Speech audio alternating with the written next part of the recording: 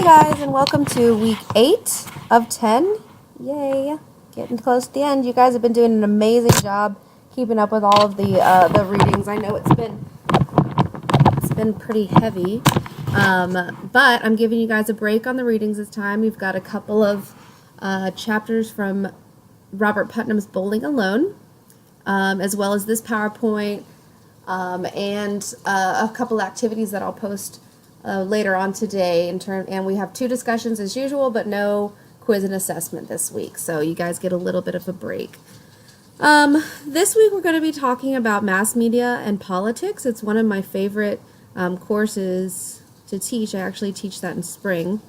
But we're going to be going over the role of media in democratic society, some differences in media between America and other nations, as well as how mass media has affected political participation since the inception of the invention, of things like the printing press, television becoming more predominant. Oops, sorry about that. Get that away. And then some theories that are associated with mass media. So let's get it done. We are defining the media. So when I say the media, I'm referring to organizations of communication that are different in form, but they do have the same broadcasting, print, and create transmit an array of content. So whatever form, as long as they are creating and transmitting information and content to the general public. Okay, you could also think this is based on that definition, which is very encompassing. It goes beyond just the news and the commentary. It can embrace popular culture. It could be film, internet, things like that. It's a very broad understanding of the media.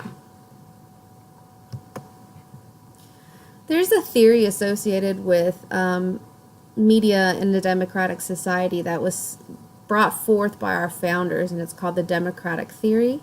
The media in our democratic society are expected to contribute 3 things in particular. An electoral forum for candidates to solicit, that is, provide them a way to reach their target audience or their constituency in order to win votes to win an election. Erect a public sphere where voters can sample a variety of perspectives on an issue that concerns them. So not only are they expected to use the media as a way to help advance their campaign, but they're also supposed to, citizens are expected to have the media create an area where you can see a variety of people running for office and choose which of them best aligns with their particular values.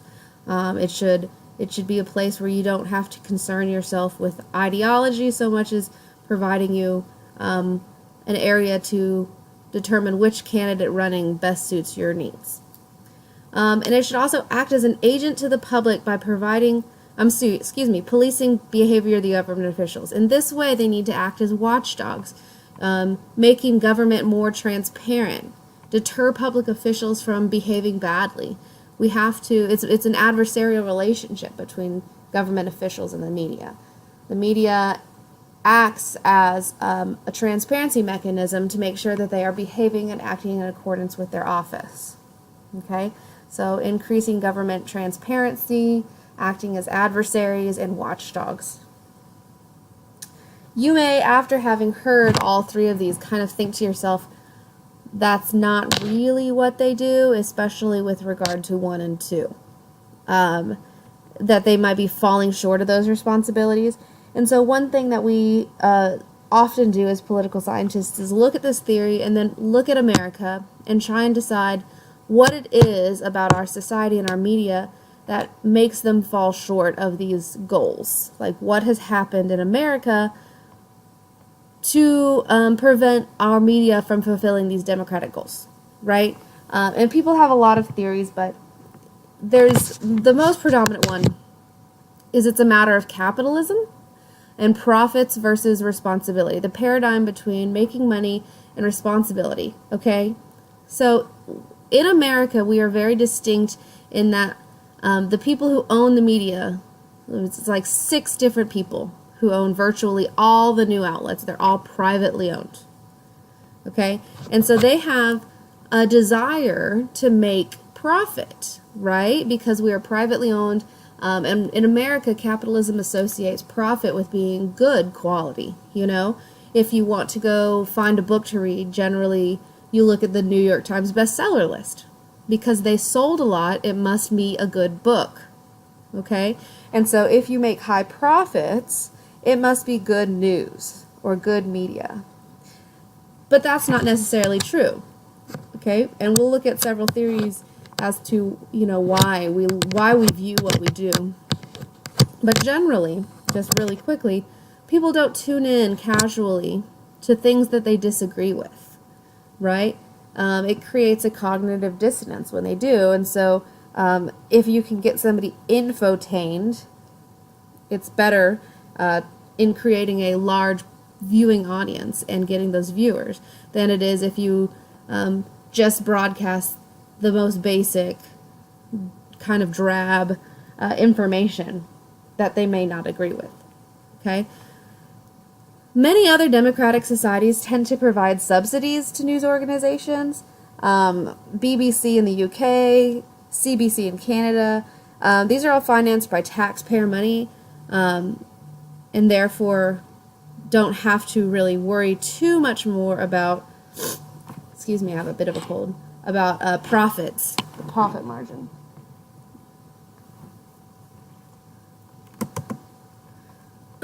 So, like I said a minute ago, the majority of media in the United States is run by private companies that are for profit. Time Warner, Disney, Murdoch News Corporation, Bertelsmann's of Germany, Comcast, and Viacom. Those are the main ones you'll see. 90% of all media here is owned by these 6 corporations. And in fact, there was, I believe, a merger with Time Warner recently, or is currently in the process of going through a merger, so that this number could change, okay? In 1983, 90% of the U.S. media was owned by 50 companies. 50 companies. Moving forward to 2012, there. Now 90% of the media is controlled by 6 media giants, maybe even 5. And non-profit sources, it's about this. PBS, NPR, Texas Tribune, C-SPAN is another one of them. But it's far, far, far less than what you would see in traditional cable news or networking. So that's a problem with the democratic theory in America, is that we love ourselves some capitalism, right? And so that creates a problematic paradigm between making money and civic responsibility. So there's, of course, with any theory, supporters and critics. Supporters of the democratic theory assume that the existence of many media organizations doesn't necessarily create a flourishing marketplace. Okay, what I mean by that is our founding fathers believed that when you have a free press, it creates a flourishing, invigorated marketplace of ideas. And inevitably, the best ideas, or the most truthful ideas, the most important ideas, will float to the top and become the predominant ideals of society.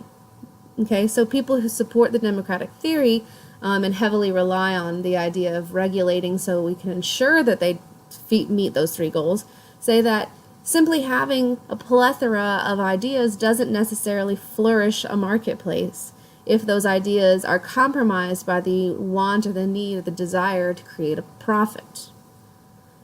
Critics of the democratic theory, argue that the assumption that the sheer number of news outlets provides Americans with plenty of opportunities to encounter proverbial marketplace of ideas.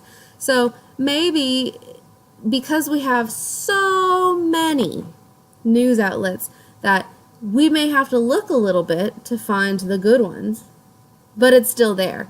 And in fact, because we have so many options, it creates a healthier marketplace of ideas. So whichever, of course, there's not a right, there's not a wrong. Neither of these are, the correct one, whichever you prefer. You may be a supporter, you may be a critic.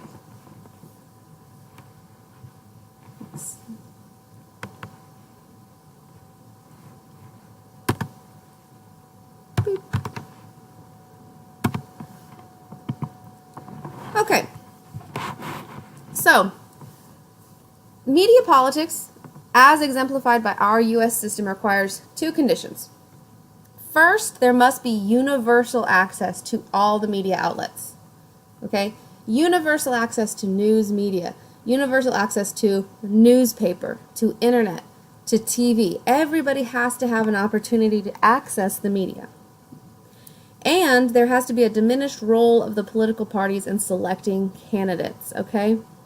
They must be free agent candidates using the media as an efficient form of communication to engage their voters, free from interference of the DNC, the RNC. And for the most part, that's why we have primary elections, right?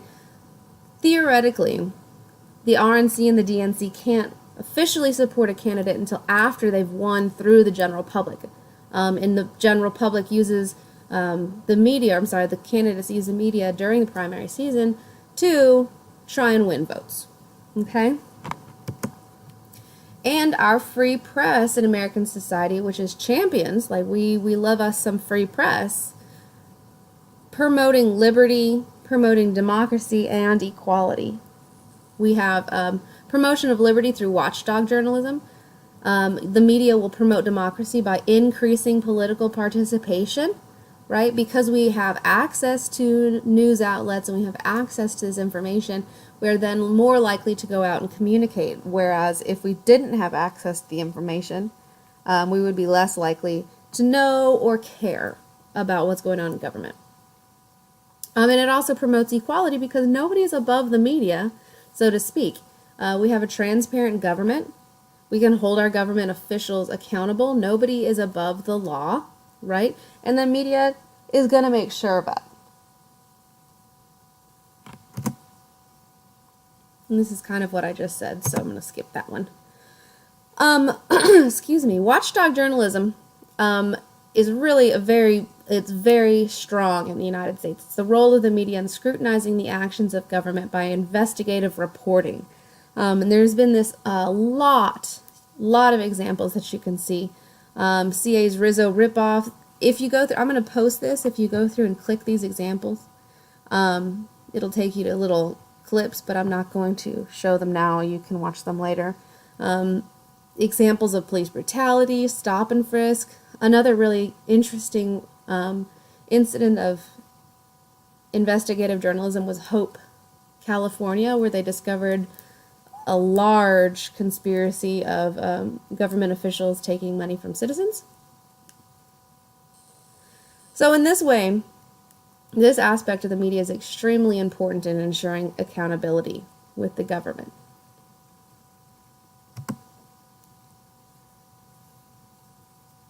Okay, so looking historically now, the rise of media, early media, was heavily influenced by the invention of the penny press. The penny press was the ability to print lots and lots and lots of newspapers and then charge about a penny for people to read them. And that when the printing press came out, using the penny press, that increased political literacy exponentially, and it was then replicated in the 60s when you had the television being predominant in households, followed by the internet in the 2000s. Okay? The problem was, in the 19th century, the newspapers that were being printed by the penny press echoed their own ideological slants. And you guys might not be surprised, much like it has today. If you watch a certain, like Fox News, you can clearly see the ideological slant within that. MSNBC, it was the same thing back in the penny press. So this is not a new thing in any way. But Adolph Ochs kind of challenged this within the New York Times, advocating for objective journalism, okay, to try and get rid of the ideological placement. And here's a really interesting study regarding ideological placements that you guys can look at, but I'm sure you're familiar. In fact, let's just take a look. It's pretty fun.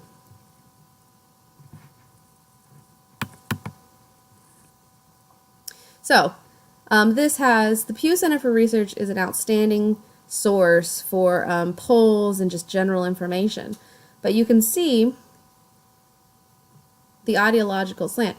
This is the average respondent here. This is more conservative, more liberal. And these are all your sources. And so it's historically been this way. Historically also been disapproved for being this way. I think this is very interesting. All right, let's go back to our PowerPoint. Okay. There was also something called yellow journalism. Yellow journalism would be equivalent to the National Enquirer of our day. It was irresponsible, sensationalist journalism and news reporting. They called it yellow journalism because of the ink that they used in the cartoon Yellow Kid, yellow ink. And there was also something called muckrakers.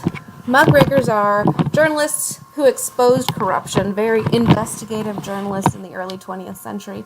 So you hear a lot about this. What was it? Fake news. That's the big thing to use right now. That's not a new thing. It's not a modern day problem. It's a problem that has existed since we began having a literate society. There's 5 characteristics associated with yellow journalism. Like if you're having trouble deciding if what you're looking at could be considered yellow journalism, use this kind of five-point decision. Scare headlines, like a fear-mongering or scare tactics, big bold print for often minor news. Big lavish pictures or drawings, very sensationalized pictures. Use of fake interviews, full color. And a lot of people associate it with comic strips, but think about the USA Today. USA Today uses full color. And they do that on purpose. They want to attract the eye. And they also have an underdog usually in the system, somebody who you're trying to get sympathy from. Here's some examples.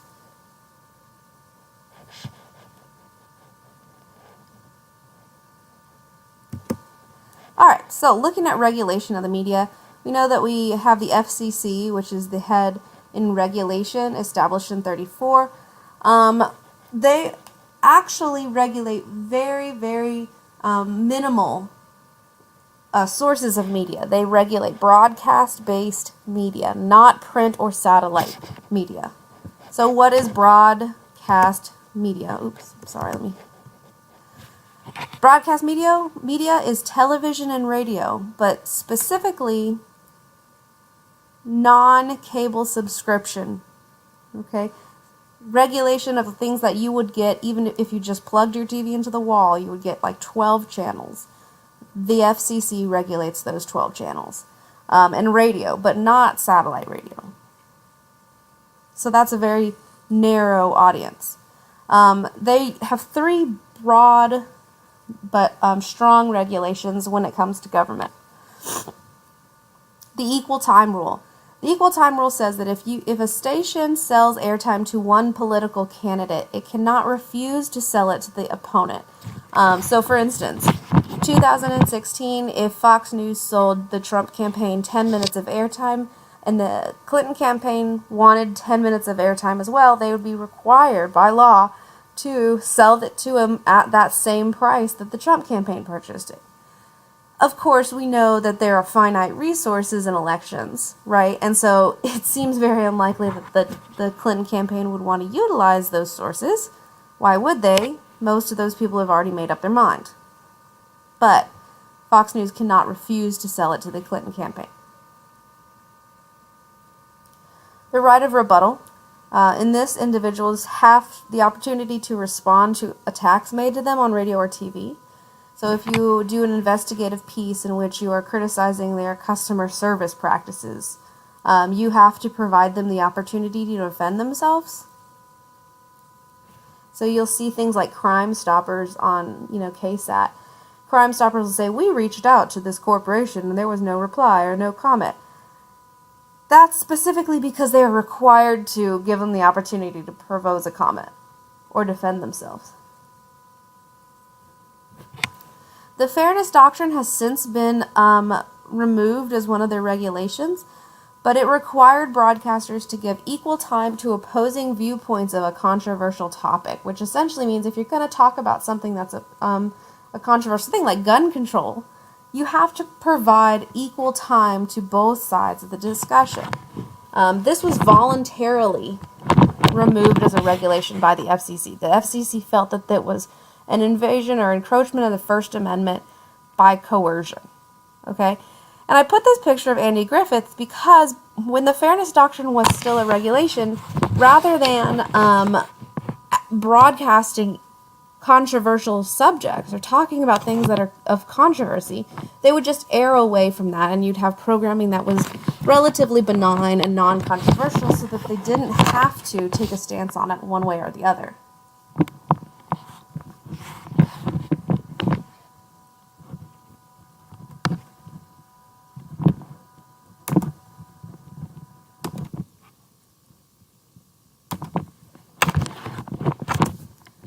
Okay, so, like we were talking about a moment ago, what is broadcast media?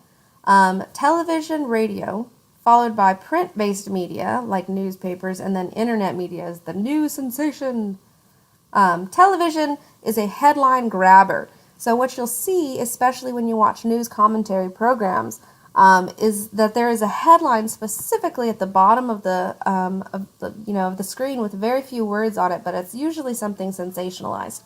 So that when you're flipping through, you say, oh, what's this? And you're able to stop for a 3 to 5 minute, maybe not even that, let's say 2 to 3 minute news report on a specific topic. They usually also focus largely on sound bites, things like drill, baby, drill. They'll use terms like Obamacare or job killing, catchwords, and sound bites to maintain audience focus. Because let's face it, we're goldfish and we don't have too big of a attention span. Generally, they don't have very deep, significant coverage on major issues rather than they give you just kind of an overall idea of what's happening. Radio here is very interesting because they tend to focus on a few, maybe 5 really big stories and cycle those stories every few hours. And that's because the audience is often shifting, right? You're getting in and out of your cars, and so you're getting new people listening to your show, every few minutes. And you want to make sure that they get the information. They usually have only headlines without in-depth discussion, unless, of course, you're talking about NPR programming, although the application of cycling their news stories does still apply.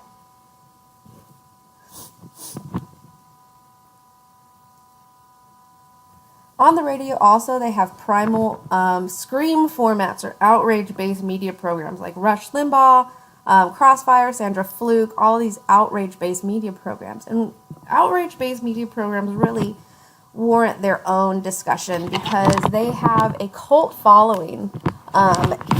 It's about 90% of people who listen to outrage-based programming, whether it's on TV or on the radio, also tend to be conservative, and it's a huge following. It's really very interesting. I don't want to spend too much time on it here because it really does warrant its own discussion.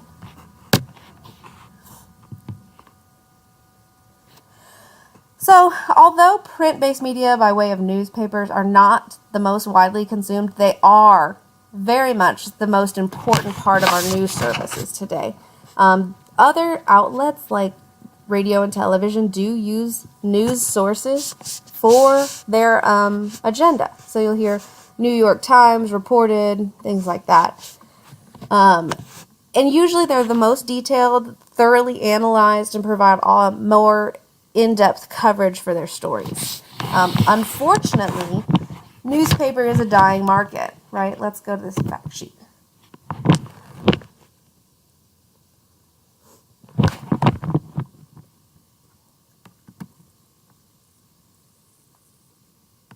All right, so state of the news.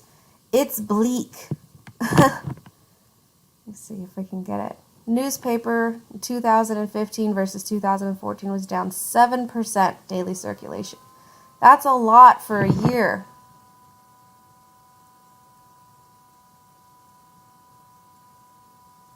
So you can see that most times the newspaper is going to be on the decline. But again, it is one of the most non-biased, important.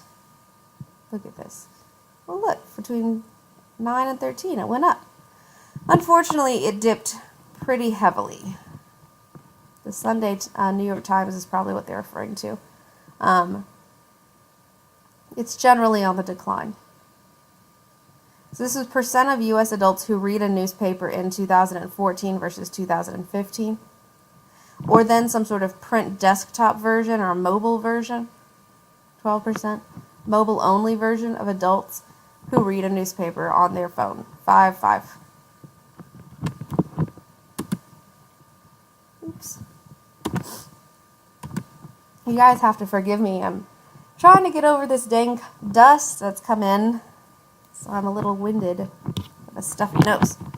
Alright, so the internet. This is a really new phenomenon. I don't think a lot of people have understood the impact of the internet as a media source wholly because it hasn't been around long enough to really investigate. But the media is very interesting for a number of reasons. It combines both print and visual, which means you could input a audio or video inside the actual news report. It can give you 24-hour news cycles and information very quickly from other countries. It is updated, as often as it needs to be. And the people who generally watch it are millennials, or use the internet as their source of media, the young generation. So millennials get their information about news and government primarily from Facebook. Local television is substantially younger. And it's opposite for baby boomers. So it's really a target audience would be young people. And it's free, right? You can start a blog on the internet and not have to pay anything. You can actually make money. Internet sources are always very interesting also because they have something called niche journalism, which is a very specific demographic of people, or you tailor all of your news programs specifically to one audience that is a very narrow margin. It's not general news. So if you're interested in news about a specific country, you can find a website dedicated to news about a specific country. If you want news about a specific political party, you can find that. If you want news about a hobby, you can find that. If you want satire news, you can find that. You don't have to sift through other things that don't interest you before getting to what does interest you. You can find your particular niche relatively quickly.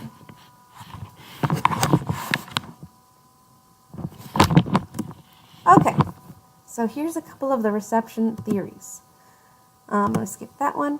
One of the theories is a powerful media theory. Powerful media, weak audience. Here are the theories associated with it. Ooh, excuse me. This slide is weird. Hypodermic needle theory. I know it's kind of craft, but this theory suggests that the mighty media will inject its vulnerable audience with the information it needs, or inject its message into the vulnerable audience, and we, as the audience, sit passively by and allow it to go through. Okay?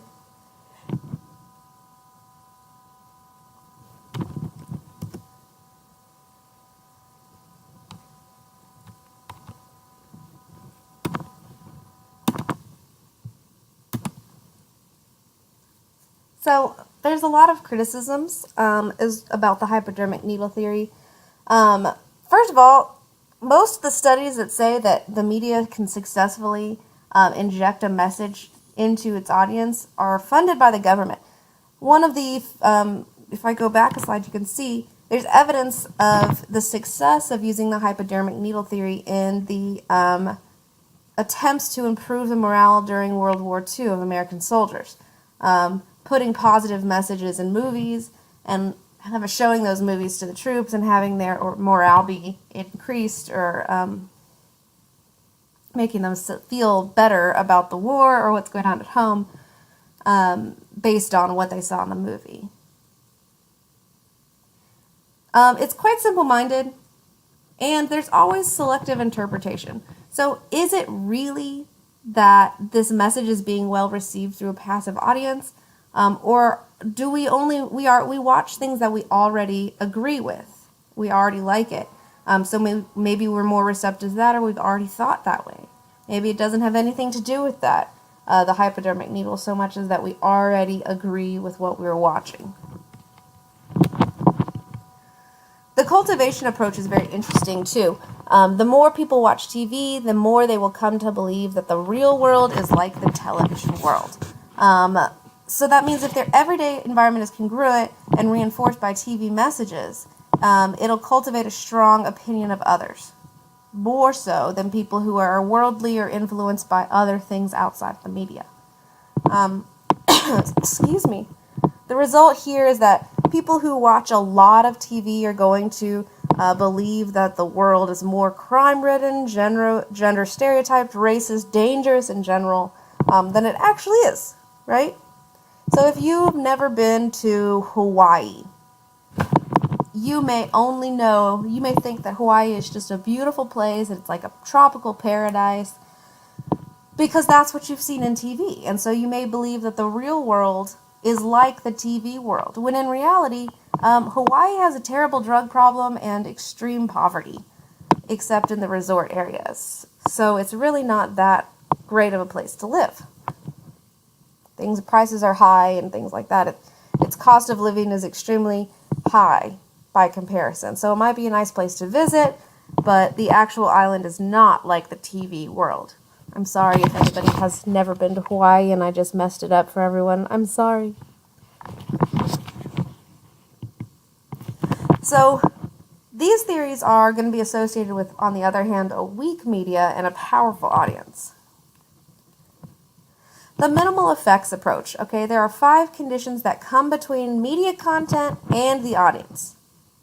These are 5 reasons why that happen before a message can be received by an audience on the side of the viewer. Selective exposure.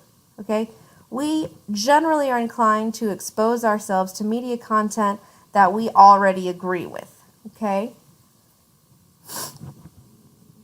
Selective perception.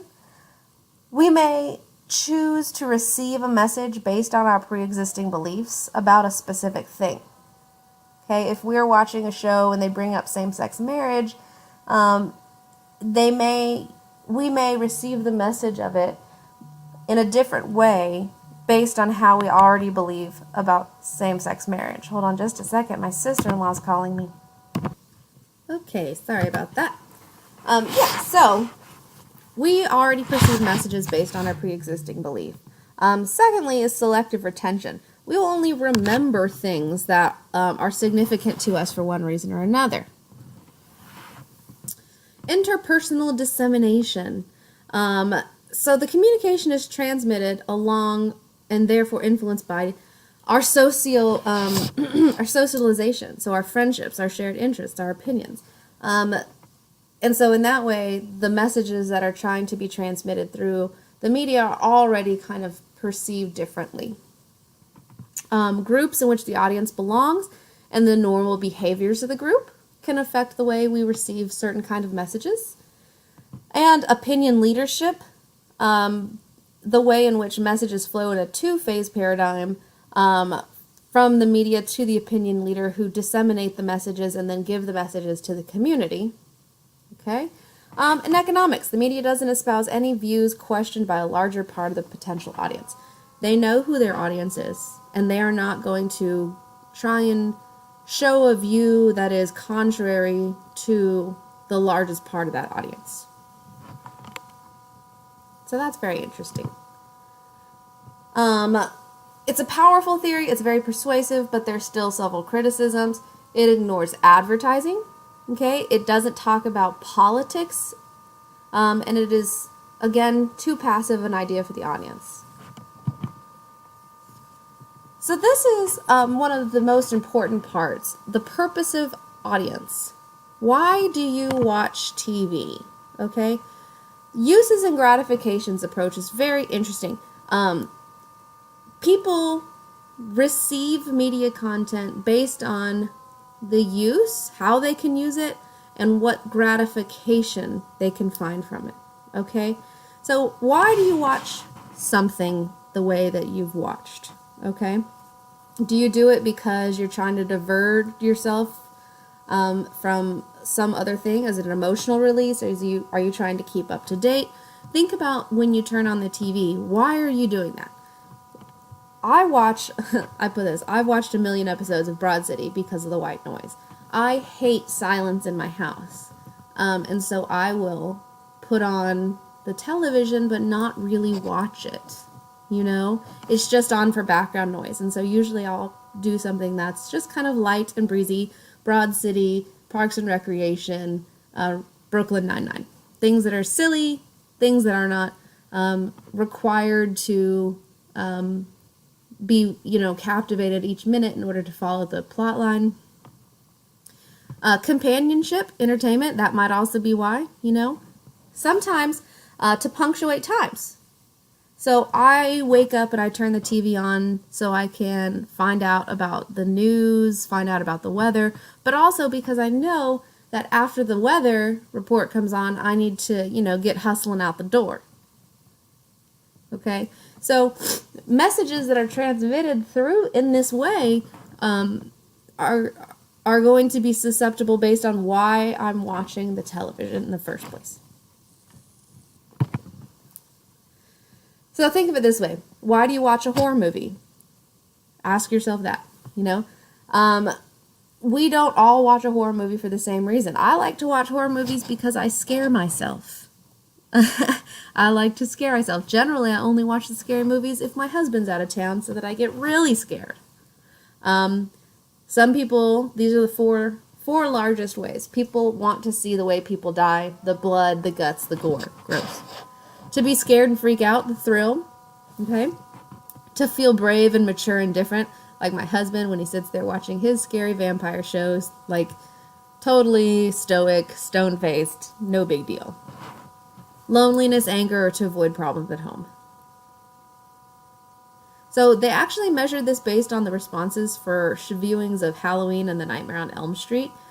The highest one was with watches with gore, most at risk or engaged in subsequent violence. Just a little kind of snippet. If you're watching it because you like gore, you may be more violent.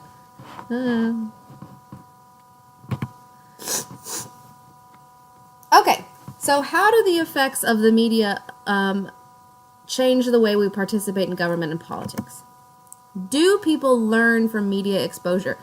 Yeah, actually they do. Here's an example. The example that's used, they were measured using Grey's Anatomy. People watched an episode of Grey's Anatomy. 15% of viewers of Grey's Anatomy knew that the simple treatments could prevent mother-to-child transmission of HIV. 6 weeks later, 45% of that 15% of the audience still remembered that. So, of the people watching this episode, 61% of the viewers learned the information. 15% already knew that. Of the 61% who learned it, 45% remembered the new information. And so, yeah, people can learn from media exposure. So let me see if that made sense. When you watch Grey's Anatomy, there was an episode that talked about mother-to-child treatment transmission of HIV. 61% of the people who watched that learned new information. And 6 weeks later, 45% of the 61% still remembered. And so in that way, you can learn from media exposure. There's factors that are going to influence that. Political socialization, of course. Learning about political life and internalizing it affects the quality of interactions that you have between citizens and government. Your political socialization is going to change the way that you relate yourself to government. Okay? If you are socialized to believe the Democratic Party is crazy and they don't, have the best intentions of America at heart, That's going to change the way you react when you have a Democratic president. If you grow up knowing that government is there to help people who can't help themselves, that's going to change the way that you react towards government. Legitimacy is also extremely important. People are more likely to support the government if they are convinced of its legitimacy. And I think we talked about this in the first couple of weeks, right? Legitimacy and sovereignty are very important in the role that people feel government has in society. Exposure to individual dramatic events for prolonged periods leads to learning about the political world, and that increases your political socialization. Things that tend to discourage political participation, things like Robert Putnam's Bowling Alone. You may have read this, I hope you did because I posted it. Television absorbs Americans' leisure time at the expense of almost every social activity. Watching too much TV can make even non-voters politically exhausted. They're just spent. They have a terrible view of government already. Instead of going out and participating in societies and communities, they are exhausted and they just kind of are more isolated. Related to an increased pessimism about human nature and skepticism about the good intentions of other people. And this might be going back to the cultivation approach. If you watch a lot of TV, maybe that TV is negative, a lot of news about bad things that happen, you may be more pessimistic. So, Robert Putnam's Bowling Alone argues that with the advent of television and the proliferation of television in American society, things like community and group tend to dissolve. People tend to stay at home more, and even when they're at home with their families, they may not be interacting with their families because they're watching TV. So while they're at home all together with their families, they're not interacting because maybe they're all together watching TV and not speaking to each other. Okay? The collapse of American community. Instead of people going to join a bowling league, they're at home watching TV. Okay? I need to drink something real quick. However, those who regularly tune into network news are substantially more likely to be involved in political activity. So the relationship between people who watch C-SPAN and civic engagement is actually very strong. So if you're watching TV for the news programming, you are actually substantially more likely to participate in government or political activities. However, if you are not watching political engagement shows, you are less likely to be involved in political activity. So depending on what you're watching and why you're watching it is going to determine whether or not you are engaged in American communal activities. And we did talk about this before. The difference in American media. America has lots of private ownership, right? And less regulation. The regulatory structure in the behavior of American media is considerably lax by comparison to most European democracies. Okay? European democracies also tend to be either partially government funded or entirely subsidized through taxes. Okay? And so they have a personal responsibility to the public rather than to profits.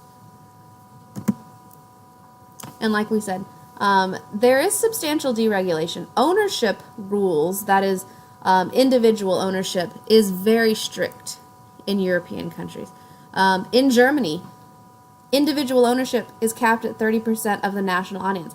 No one company can own more than 30% of the national audience, okay? In France, it's no more than 49% control over the television network. And in Germany, there's a requirement that if a broadcaster has at least 10% of the market share, it has to allocate a minimum of 260 minutes of airtime to minor political parties.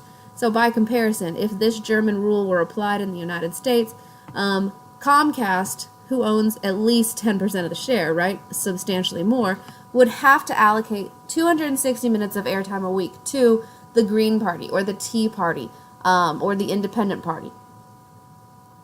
We know now that that's not the case in America. A couple of different models of ownership that you'll see predominant through democratic society. Purely public. These are understanding that the electromagnetic spectrum or the airwaves are a public resource and have to be utilized for the public good. So these are purely public. Things like the BBC. Mixed. Some people that get a portion of public financing or government financing. Public broadcasters are required to provide a sustained level of public affairs programming to represent the different cultures, right? Great Britain and Italy are another example of this. So sometimes they have to pay a licensing fee, but they're also subsidized in part by the government. They have to represent all the different regions. And then, like the United States, purely commercial, lots of profit. Because in the United States, the telecommunications policy follows the trustee approach. Access to the public resource of the airwaves was granted to those who pledged to act in the public interest, convenience, and necessity. So the FCC will grant you the opportunity to be on the airwaves by giving you a license if you act to protect the public interest, convenience, and necessity.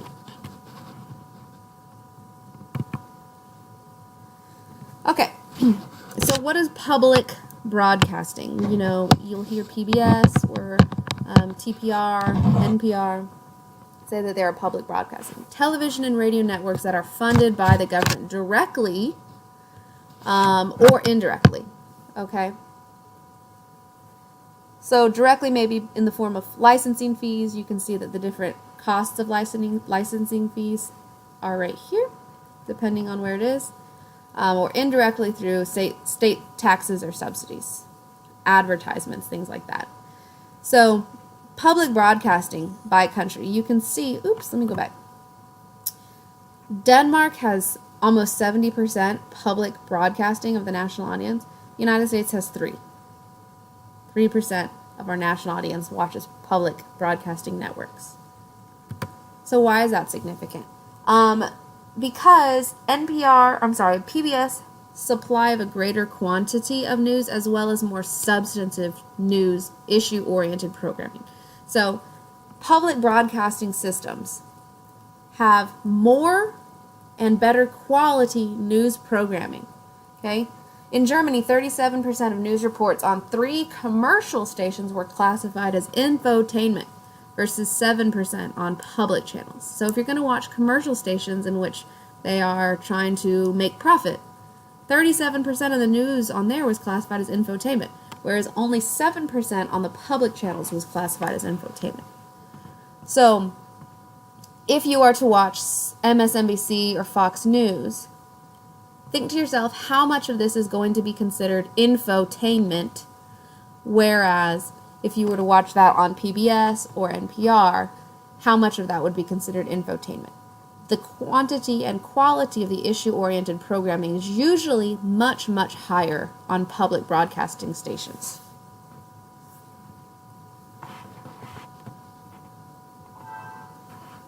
Uh-oh, running out of battery. Let me pause this real quick, plug it in.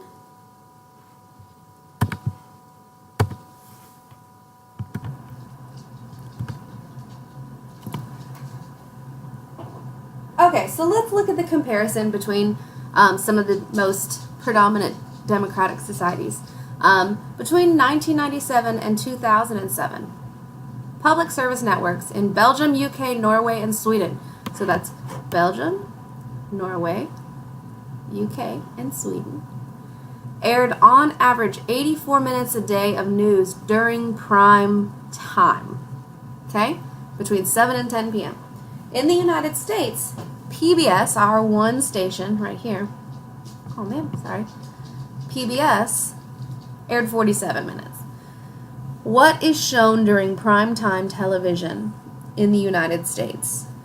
That's where you're going to get your Grey's Anatomy, your Scandal. I don't watch a lot of TV, so I don't have any other references to primetime TV, but I'm sure you get the picture. And then there's a difference between hard news and soft news, okay? Soft news, facts about celebrities, things like that. Politics and foreign affairs are considered hard news. So if you look at domestic and international hard news as compared through these four nations, the US, the UK, Finland, and Denmark, the United States shows 40% when asked international hard news. It asks its society questions, a survey of international hard news. Only 40% of those answered correctly in the United States, whereas in Denmark it was nearly 70%. Domestic soft news, that is things about domestic celebrities, so to speak. 80% of people who were asked questions about that got them correct in the United States. International soft news, again, United States answered questions about international celebrities more than they did hard news. It's a little bit more optimistic when looking at domestic hard news. Almost 60% of Americans answered those correctly. But this is a little concerning, you know. So, these are questions from a survey. Percent of Americans who were able to identify the Prime Minister of Canada, 3. Tom Cruise's religious affiliation, 78. The subject of Michael Jackson's trial, 77. The Chief Justice of the United States, only 15%. Or who were able to identify Randy Jackson as an American Idol judge was at a whopping 27%. I don't even think he's on American Idol anymore. Again, I don't watch too much TV, but last I heard it was, I think like Katy Perry, I'm not sure. So what do people do? They use what's called the inadvertent audience. They will, public broadcasters would put airtime or bulletins during prime time, like during the halftime show of news or of sports program, and therefore they reach an audience of uninterested people. This is a European model, by the way, and thereby explains the smaller knowledge gap in Europe, because while they're watching soccer, they get an inadvertent primetime public broadcasting bulletin. We should do that. Okay, so going back to political participation, I said earlier, depends on why you're tuning in, okay? People who tune into the television to watch a specific program and then turn it off are significantly more likely to be involved in community life rather than people who just kind of turn it on and are blasé. That, on the other hand, habitual, people who turn the TV on without regard for what's going on the television, tend to be very uninvolved with civic engagement. It's detrimental to civic engagement. So, if you are a selective viewer, you're 23% more likely to be active in grassroots campaigns, 33% more likely to attend a public meeting. Okay? So ask yourself, are you a selective viewer or are you a habitual viewer? And then relate that to how much you are involved in government and politics. Or community activity in general, you know? So, does that mean that all television is detrimental to political participation? No. Okay, there's lots of things that the media can use to increase or encourage political participation, okay? Appeals by government leaders. So you may have seen, especially during the Hurricane Maria in Puerto Rico, government leaders or former presidents will come together and create an ad to ask you to do something or encourage you to go out and do something political. Donate your time, donate your money, contact your representative, do something. Public service announcements, okay? Go out and vote. Go out and call your congressman and do this. Tell them this. And again, when I post this PowerPoint, go through and click these because some of them are really good. They should just vote. No Obamacare. This is a pretty funny video. Healthcare.gov. Public officials are going out urging you to participate in government. even if that participation is simply writing an email to your congressman. And so you can see also the Senate Judiciary Committees for the Clarence Thomas Anita Hill hearings increased the number of women running for Congress by 6%, and now we have things like Emily's List. Emily's List try and encourage women to go out and participate in government, go run political campaigns, and be represented in government. So just simply showing this high-profile hearing increased political participation. Think about when the Senate was hearing confirmations for the Trump cabinet. Those were very highly viewed. And because they were highly viewed, record numbers of people went out and contacted their congressmen and said, vote for or against this particular person. Those are things that do encourage political participation. Having the Senate hearings help people, encourage them to go out and participate in government and politics. Pseudo-participation, on the other hand, are like PSAs. These are participation, but not really independent thought. So PSAs tend to ask for solutions, 3 kinds: support, send money now; recruitment, like be all you can be; and personal cautions, you have to buckle your seatbelt. But they will tell you what the problem is and then tell you what the solution is. So they don't give you the opportunity to identify a problem yourself and then find your own solution. They, like the Keep America Beautiful, the problem is litter. The blame is the individuals, not industry's role in pollution. Okay, so it's pseudo-participation because while you're participating, it doesn't give you the opportunity to identify the problem and then identify the solution as on an individual basis. Okay. And that's it, guys. We did it. Oof, that was a long lecture. So this week, I'm going to be posting a couple of questions and things like that. But again, you are free from your quiz and your assessment this week. Do watch this. I have a couple of discussions, a couple of other things that I want to mention with regard to media's role in political participation. But you do not have to do an assessment. Yay! And the same thing is going to be for next week, although I will be posting some readings for Tocqueville, Democracy in America, which is very interesting as well. So, great job, guys. I'm looking forward to hearing your reflections on this week's lecture in our discussion forum, and I will post that shortly. So, thank you guys for listening. Have a great day, great week.